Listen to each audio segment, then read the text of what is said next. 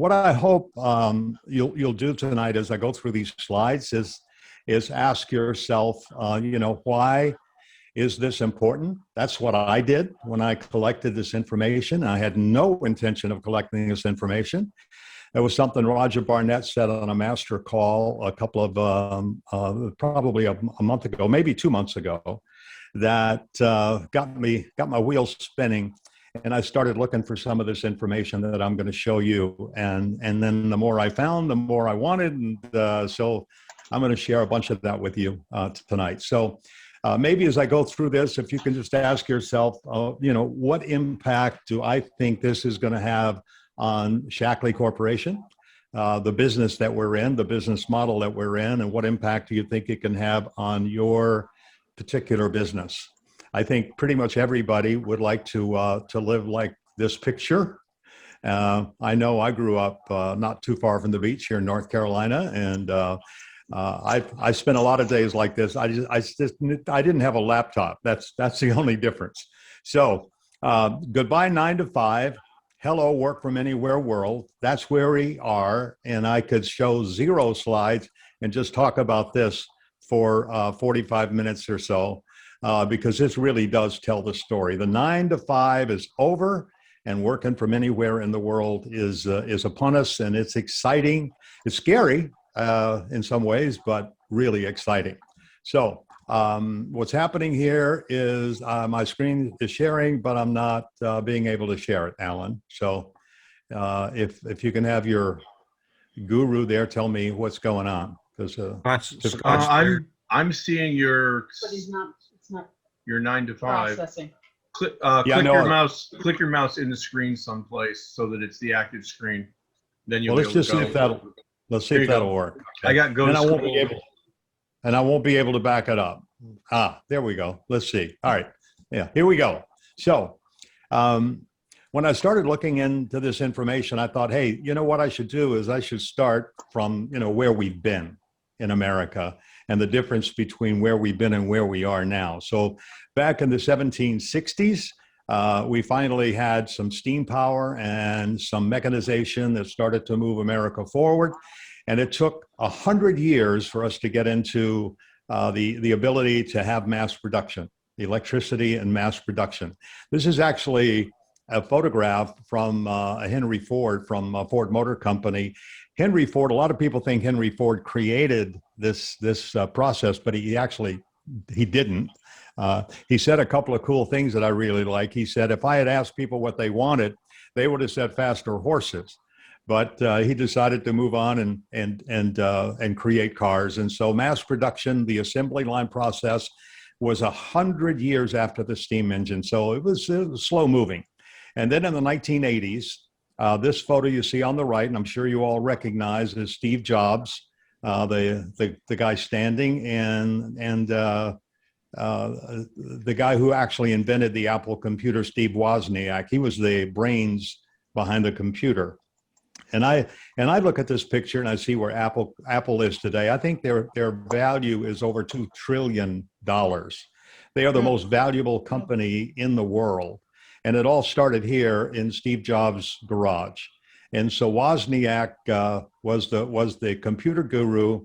And I think the great story here is that Steve Jobs was the visionary, and he was the guy who knew how to sell it, right? So if we think sales aren't important and getting the message out there, all we need to do is look at Apple Computer.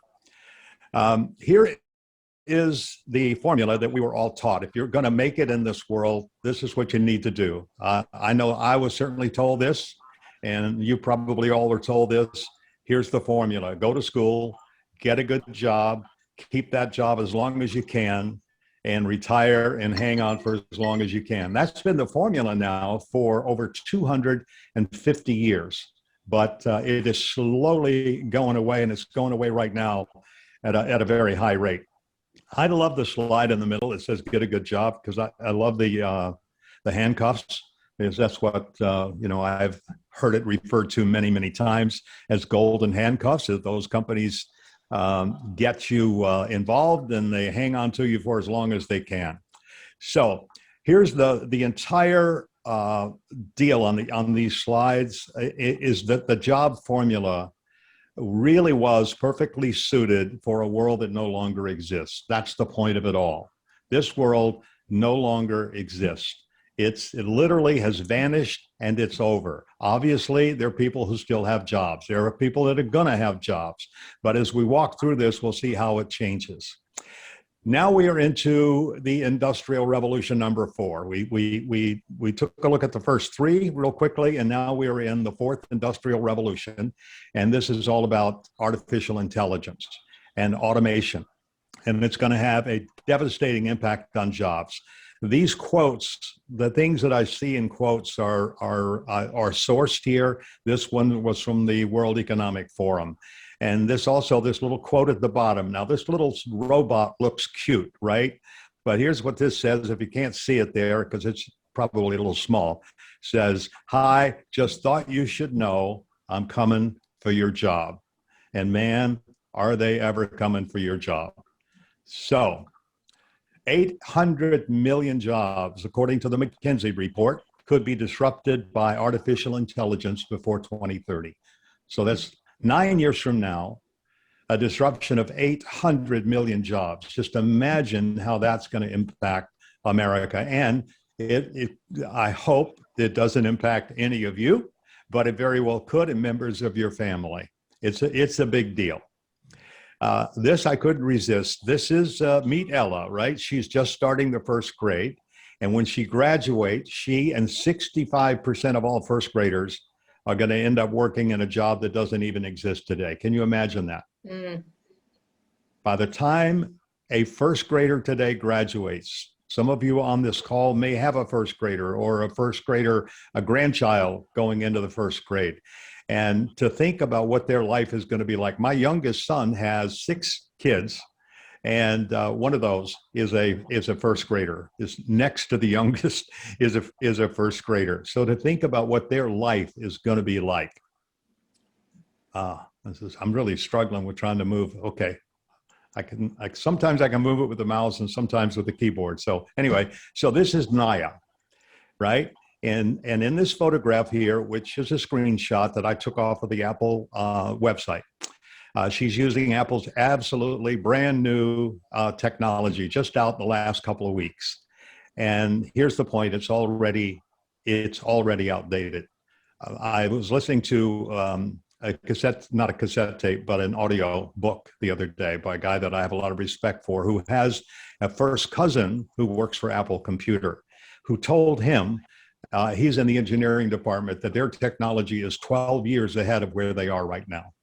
So what we're looking at, the absolute latest technology from Apple, is actually outdated in 12 years. 12 years from now, who knows what it's going to look like, but it won't look anything at all like this.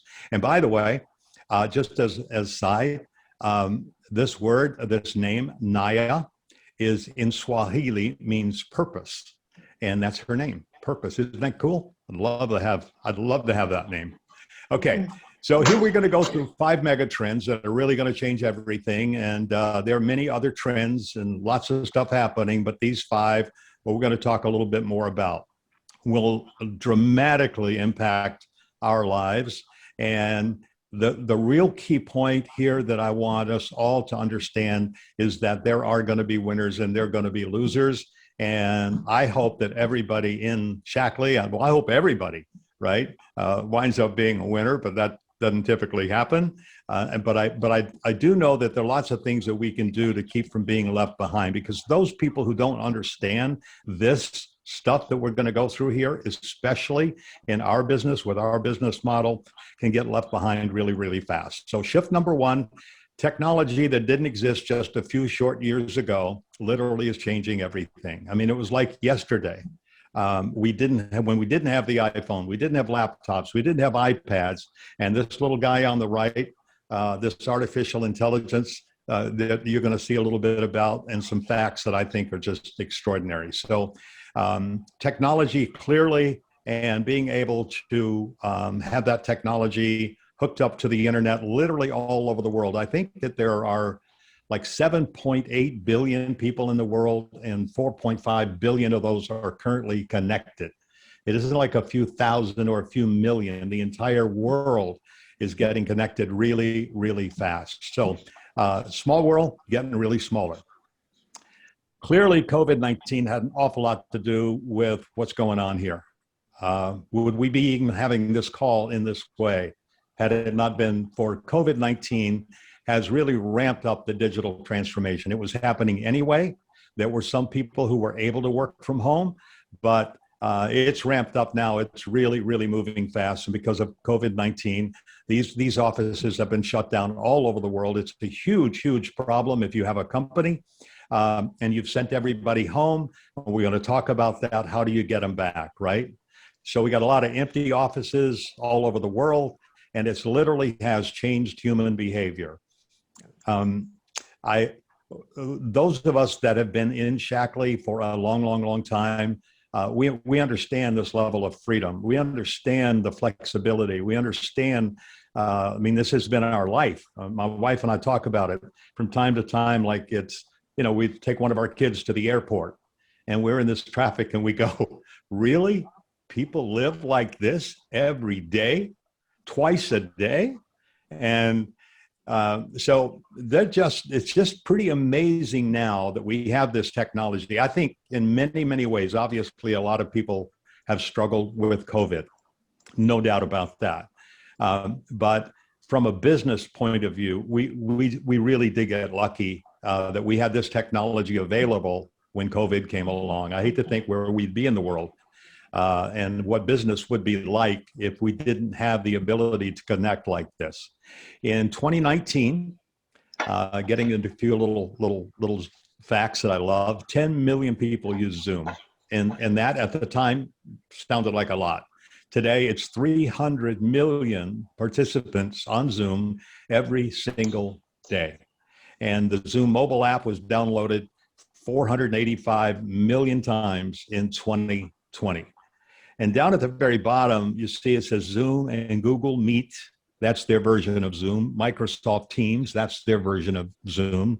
Cisco WebEx, which has been huge in major businesses, and Apple FaceTime. Every single one of these companies are ramping up as fast as they can to be able to compete with Zoom. And why? Because they know we're not going to go back to the way it was, right? So this is going to be it for the foreseeable future.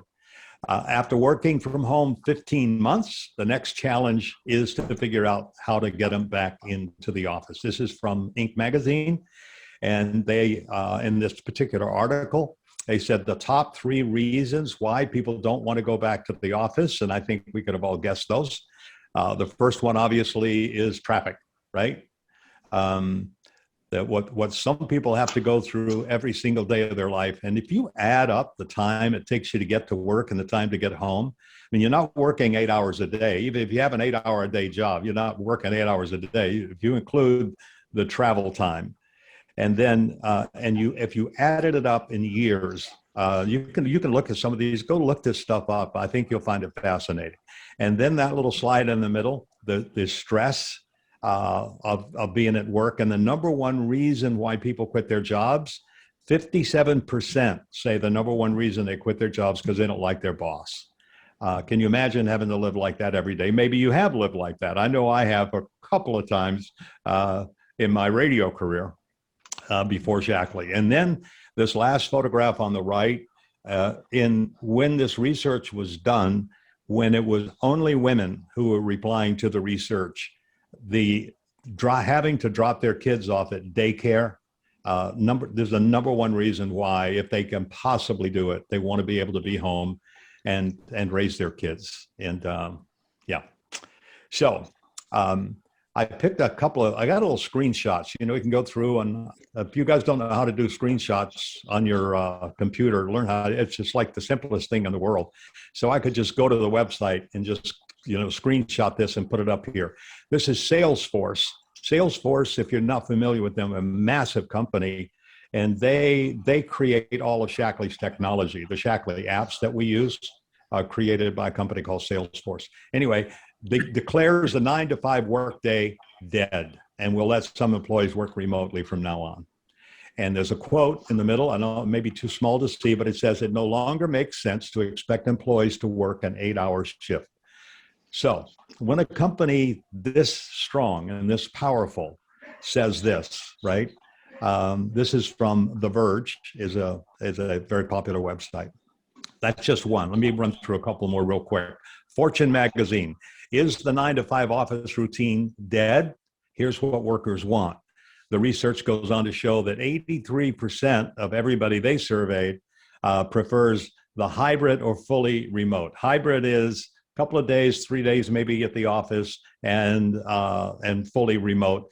And only 17% prefer to be in the office. Now, there are many reasons why some people would prefer to have to go to the office, and that's because their working conditions at home are not what they really would like to have to be able to work at home. I mean, if you have a 1,000 square foot apartment and 3 kids, it's pretty tough to work from home. Just today, I had a guy remodeling a bathroom, and had a guy out he's a glass guy, shower doors. And he said, I said, so how's business? He said, it's unbelievable. I can't keep up with it. And I said, so what's the primary driver? And he said, people putting in glass doors to create second offices at home.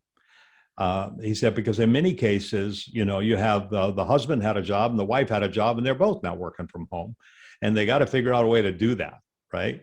So, and they literally are taking what used to be living rooms. I don't know how it is at your house, but you walk in the front door, and on the left's a dining room, and on the right's a living room, right? Or sitting area, or whatever you call it, right? And so people aren't using one of those, and they're literally putting glass doors in. So anyway, I thought that was interesting. Amazon wants office workers back 3 days a week in September. This one is amazing to me. This is Apple staff resist the call to return to the office 3 days a week. This, again, from Bloomberg News. Again, this photograph that you're looking at is Apple computers, if you've never seen it, in Cupertino is their home office. Steve Jobs designed this, and really fairly soon before he died, and it is an incredible place. Can you imagine if you're going to have to go to work someplace, it'd be a pretty good place to go to work, right? $5 billion they spent to build this office, and now, I mean, you can shoot a cannon through there, right? And they're begging people to come back to work 3 days a week. So it's pretty interesting. Quickly, 60% of the U.S. workforce will be mobile by 2024. That's a pretty bold prediction. 60% by 2024. All right. 90% say they intend to work from home for the rest of their careers. 78% say they will not take a job with a company that doesn't allow them to work remotely. What's interesting about that is that people, because we have the cell phone, the laptop, the iPad, the internet, and artificial intelligence, have a lot more leverage than we used to have. It wasn't long ago when the company had 100% of the leverage. You show up and do your 9 to 5 or whatever it is, and get that paycheck. But now that people can literally work from anywhere on the planet, the leverage is not. It's always going to be with the guy who writes the check, no doubt about that. But you get a lot more leverage now if you are in demand, and these tools make that available. On a slide that probably Hannah and Alan have probably seen, it said 25% say they would happily take a pay cut if they could work from home. I've some latest information I saw. It's actually up to 66% say they would happily take a pay cut, and the difference is in how much of a pay cut would they be willing to take. I mean, some would work from home and they're 10% pay cuts. Some would do it if they could get a 30% pay cut, and on and on. But at any rate, that's the point is that this is how people want to live if they possibly can. Okay, shift two is health and wellness, and this is us, guys. So when these facts are truly unbelievable, 70 million baby boomers and 80 million millennials. That's 150 million people in the same market at the same time. That's never happened in the history of this country. To have that many people in the same market that want the same thing. A few years ago, I believe it was Chicago, Paul Zane Pilzer had written a book called The Next Trillion, and that was his prediction that health and wellness is going to be $1 trillion industry. Now it's 4.7 and growing. Pretty amazing. Here, the self-care markets show no signs of slowing. This is from New Yorker. The quotes from New Yorker. These numbers here are from me that I looked up. Nutritional supplement market, 272 billion protein supplements. Every single one of these markets that Shaklee is in. And just today, I added down at the bottom $37 billion for gym memberships, and that's growing faster than at any time in history for gym memberships. And the one that I'll add tomorrow, because Shaklee is coming out with a new product that's a pretty big market for. I don't know if everybody knows that, but Alan, do you know? I mean, is it okay to tell everybody? Yes. Yes. Okay. Yes. Yeah. So the collagen. So the collagen market, Shaklee is now into, and that's I think it's a 7 billion plus market and growing really fast. Shift number 3. This one was a shocker to me. The more I learned about who the millennials are, the more excited I got about this whole deal. They are the most mobile, this is according to Forbes magazine, the most mobile, connected, health-conscious, entrepreneurial, and environmentally conscious generation in history. Everything that Shaklee is all about, these millennials are all about. They are, I saw this today, they have the most spending power of any generation in history. They have $10 trillion to spend. Before the millennial generation, and they are the largest cohort, the largest generation in history now surpassing the baby boomers for the first time ever. So the boomers had $7 trillion and they passed along a lot of that, to their kids. And these aren't kids anymore. You know what I'm doing. Millennials now are ages 25 to 40, and they will make up 75% of the entire workforce by 2025. So if you have a generation of people that are going to make up 75% of the workforce, and they're going to have $10 trillion to spend, I think it makes sense to sort of pay attention to who they are and how they might impact the business that you and I are in. So this is from Fidelity. What more than 80 million millennials value most. Number one, if they're going to have a job, which, by the way, they don't want. That's the last thing they want is a job. Definitely not a 40-hour, 5 days a week at the office. But anyway, they want a purpose-driven company. It's really important to them. A positive impact on society and a collaborative culture. So that's what they want if they're going to have a job. Work-life balance is really, really important to millennials. They're not all about, work. They're all about connection, which we'll see in a second. Now, on a personal level, they're into texting and not email. So if you're trying to email a millennial and you don't get a response, that's par for the course. And also, they're not into jobs. They want to own the business. And here's a cool one, I thought. Millennials block 80% of all ads. And there is ad blocking software that you can put on your phone. And of course, because you can record anything on television, you can record it, play it back, and skip the ads. So millennials are not a big fan of ads. And no wonder, I mean, we are just blitzed with marketing and ads 24 hours a day. So this generation is not going to be swayed by ads. They're only going to be swayed by recommendation from their peers. And that's how they buy things. 92% trust the recommendation of a friend over any form of advertising. They just don't trust advertising anymore. Most of all, they value connection. They spend 5.7 hours a day, which is the equivalent of 56 days a year, connected to their phone. And they check their phones 150 times a day. When I saw this, I said, that is truly unbelievable. These millennials are nuts, right? And then I kept digging, and I find out that the boomers and Generation X, which is the next generation, are connected 5 hours a day. So they're not that far apart, right? So all of us are connected to our phones. And did you know that there's a word for the fear of being detached from your phone? And that word is nomophobia.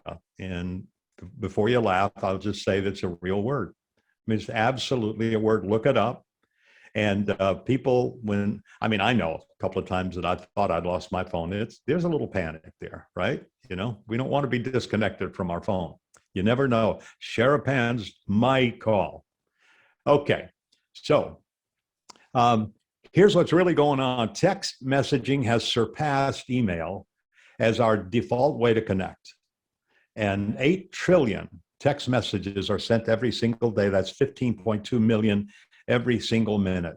This is how people connect. It's how kids connect. It's how my wife, from 8 to 80, this is what everybody is doing, text messages.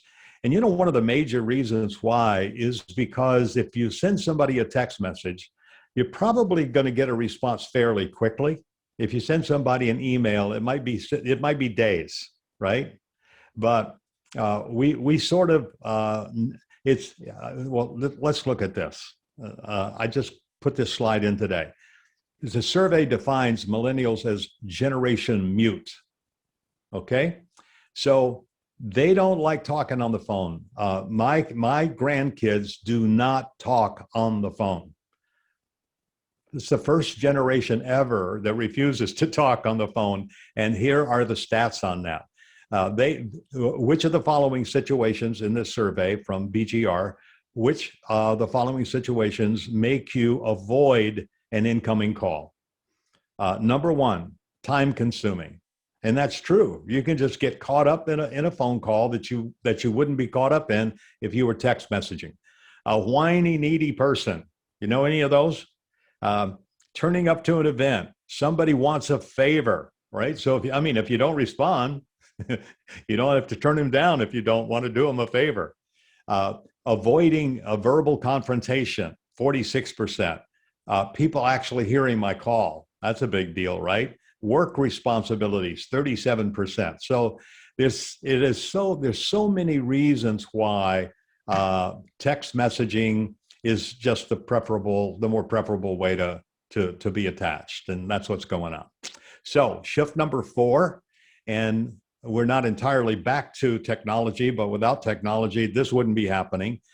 Gig workers and freelance workers, and a gig is many years ago, the way I first heard about gigs is that people that were musicians would perform and say, "Hey, man, I got a gig tonight," or whatever it was. So they're very it's like delivery jobs today, Grubhub and Uber cars or drive a Lyft car, any of that kind of thing. So that's the gig work, and it's a massive piece of our economy.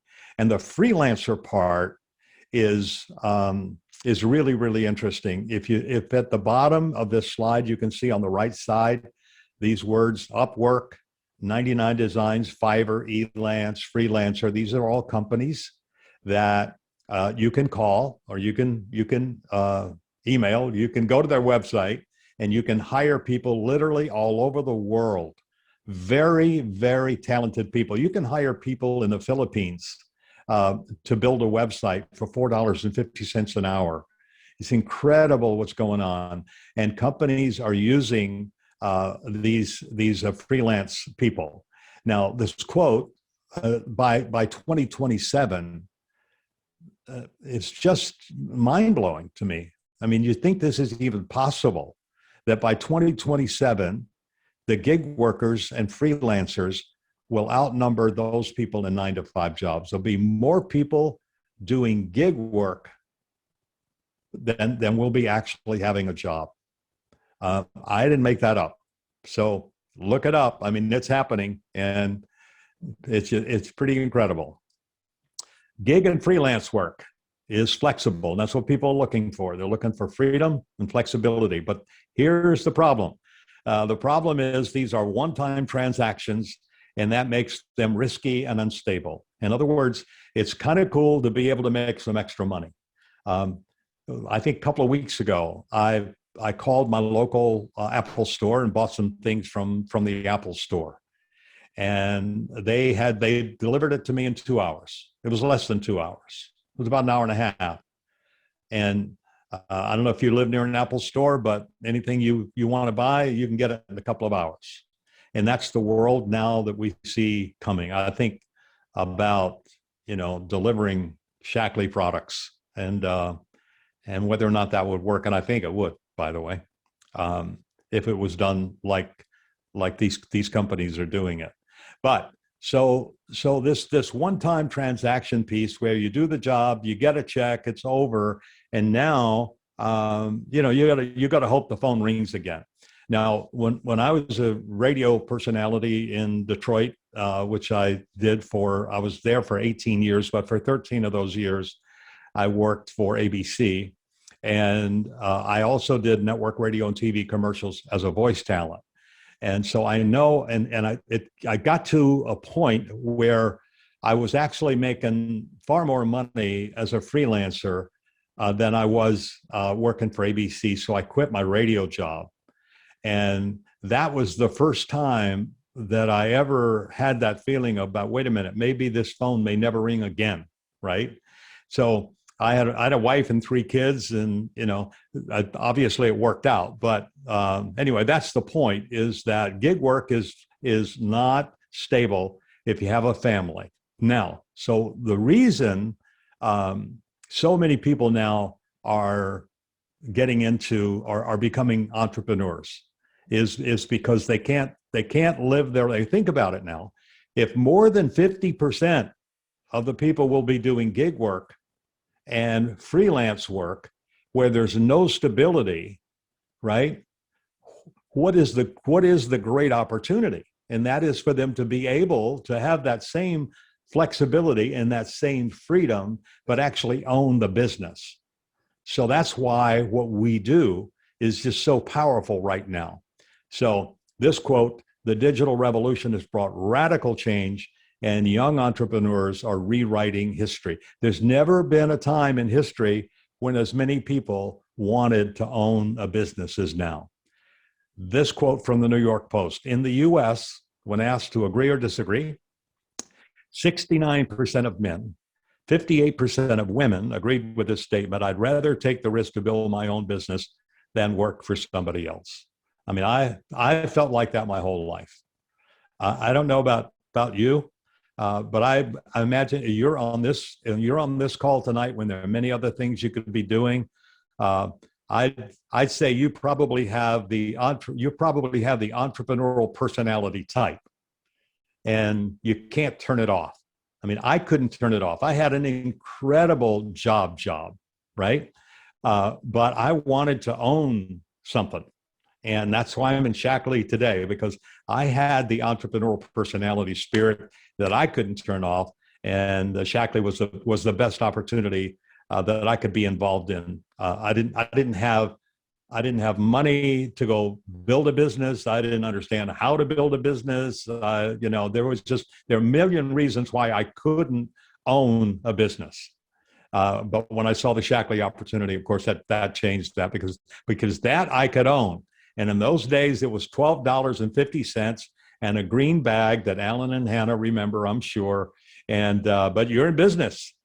So look at these numbers, though. Think about this now. We're not talking about a handful of people. This is 69% of men. The number has never been higher. 58% of women. It's typically very, very low for women who are risk averse. they're not really interested in, they're more secure oriented, right? And so this is a very, very high number. 58% of women agree that they'd be willing to take the risk to build their own business. Guys, this is just a really powerful thing for us to know and understand, that, you know, people want what we have. Our job, if you want to call it a job, but, you know, our challenge is to be able to have the right conversation with the right people. It's not that people don't want to do what we do, right? We just have to learn how to have that right conversation. But anyway, I think this is really, really powerful. And the final of the 5 shifts is e-commerce. It's really important that we understand this is here. It's not coming, it's here. And I saw this and I thought, how cool. A way to look at this. Uber, the world's largest taxi company, owns no vehicles, none, no cars. Facebook, the most popular media site in the world, creates no content. You and I create the content every day on Facebook. Harry's and Dollar Shave Club, they don't make any razors. Gillette, they made razors, right? These two, Harry's and Dollar Shave Club, they have done a number on Gillette. Let me tell you, it's just and you'll see Gillette starting to do these membership things like Harry's and Dollar Shave Club. And here's the one that just blows me away: Airbnb, and that's now worth more than Marriott, Hilton, and Intercontinental hotels combined, and they don't have any real estate. So something interesting is happening here. That's from Deloitte. Pretty powerful. 88% of the population of this country purchased online in 2020. I've said this before when I do this, and I will the next time I do this. I'm doing it on Thursday night, by the way. So many times Glenda and I would say, man, are you sure you really want to give those people your credit card? There was just a great fear of shopping online. But look at this number: 88% of the population bought something online in 2020. Global online sales are expected to reach $4.9 trillion this year. And in 2025, the US alone, we're expecting 300 million shoppers and 563 billion in sales. It's just a lot of numbers, but you know what this is really telling you is e-commerce is where we are, and it's where we're going to be. And if you don't have an e-commerce business, and we do, you are going to get left behind. So when you see Shaklee come out with these apps that they have spent millions of dollars having Salesforce, you know, it's for a reason. Roger wasn't born yesterday. He understands where the future of this country is. And so I think the quote from Roger, I'm going to try to get this right. It was on a call we had a couple of days ago. And he said, the people who use these apps for online shopping, Shaklee's app, are 2 to 6 times more successful than the people who don't, right? So look, I know it's different. And I know you don't want to be bothered with technology. I get that, right? But, you know, back in the day, when I got involved in Shaklee, and Anna and Alan got involved in Shaklee, and maybe many of you on this call, I don't know, but I didn't want to have to go down to the depot to pick up cases and cases of product to put in my car to bring them home to put on the shelf either. But that's the way it was done in those days. That's how it worked. And so I wanted to build an organization so I could have the freedom. And so, you know, you do what you do. So this idea that Shaklee is going to go back to the way it was it's not. It's just not going to happen.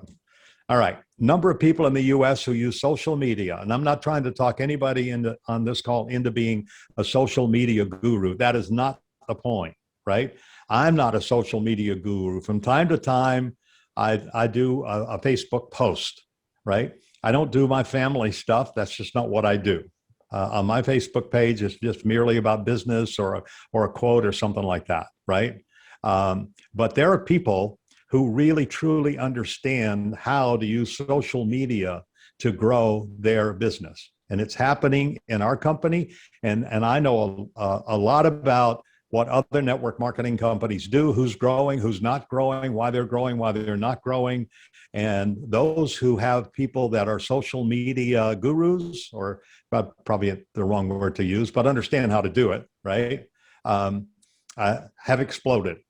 And so we at least at a minimum need to understand that it's happening and that we can find people who are really, really good at this. I don't have to be good at it.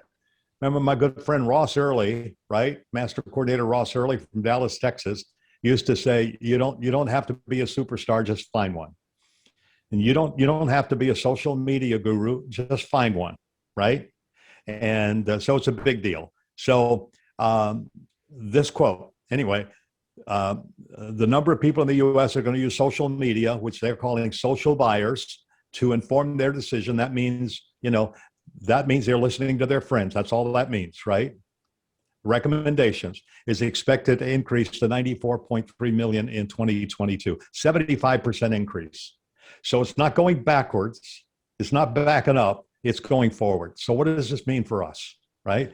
To bring this to a close, because technology is only going to accelerate.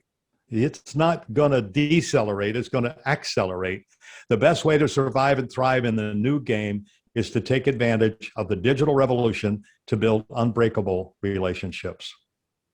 So this very last two words, unbreakable relationships, that's what we should be striving to do with every person you talk to, every customer you have, is to build this bond. Because I don't care how many robots come along and how much of the digital revolution accelerates, human beings are still human beings. Things change, people don't. And it's being able to relate to and have conversations with people is the one thing that we have that robots are never going to have. Well, certainly not in my lifetime, right? So this ability to build these great relationships, that's what people want. More than anything, people just want to have conversations. They don't want to have people hard sell them, pressure them, back them into a corner. Nobody wants that. What everybody wants is just to have conversations. And by the way, I hear all the time, there are all these women in Shaklee, where are the men? Right? And there are a lot of men, but there are more women. And one of the reasons there are more women is because women are great at having relationships, like conversations. Men aren't as good at having conversations. So anyway, that's just it's really an important thing. So when you combine legendary products marketed solely by friend-to-friend recommendation with the simplicity of e-commerce and the flexibility to grow your business from anywhere on the planet, you have the Shaklee business model, perfectly suited for the work from anywhere world. And that brings us to my favorite Dr. Shaklee quote: I wanted a company that would improve the lives of everybody it touched.